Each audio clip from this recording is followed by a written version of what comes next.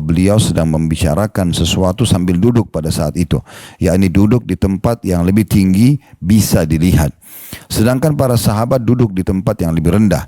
Apabila hal tersebut dilakukan para sahabat bukan dalam konteks saat khutbah Jumat, tentunya dalam konteks ketika khutbah Jumat lebih harus atau layak dilakukan. Mengingat akan beberapa nas yang menyuruh para jamaah untuk mendengar dan diam ketika imam sedang berkhutbah, wallahu a'lam. Kita simpulkan supaya mudah difahami, Imam Bukhari juga mengarahkan dan menyetujui pendapat khatib menghadap makmum, makmum menghadap khatib.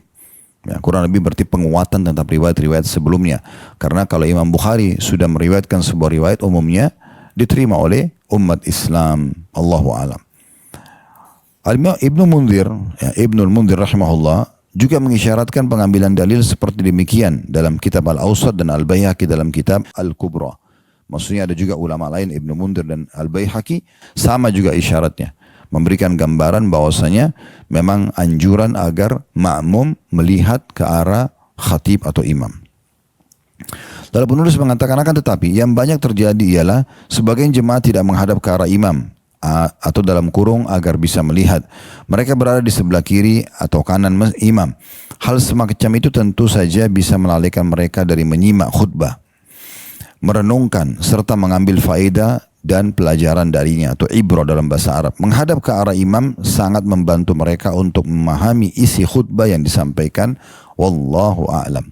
Jadi ini termasuk juga poin yang perlu digarisbawahi agar kita betul-betul mengetahui bagi yang hadir Jumat agar melihat ke arah imam. Agar melihat ke arah imam. Sekarang kita masuk ke poin C. Berpindah tempat saat mengantuk. Imam Abu Daud dan Imam Tirmidzi serta Imam Ibnu Khuzaimah dalam sahihnya meriwayatkan sebuah hadis dari Ibnu Umar radhiyallahu anhuma dari Nabi SAW. Beliau bersabda, "Idza na'asa ahadukum yaumal jum'ah falyatahawwal min majlisihi dzalik." Apabila salah seorang di antara kalian mengantuk pada hari Jumat, hendaklah dia pindah dari tempat duduknya. Ya. Para ulama yang mentakhrij hadis ini atau menukil ya hadis ini menjadikannya sebagai judul bab bahasan. Dengan hukum ini At-Tirmidzi menyebutkan bab orang yang mengantuk pada hari Jumat maka hendaknya dia berpindah tempat. Ibnu Khuzaimah menulis bab sunnahnya berpindah tempat pada hari Jumat bagi orang yang mengantuk. Hadis ini disahihkan oleh Tirmidzi dan dia mengatakan hadis ini adalah hasan sahih.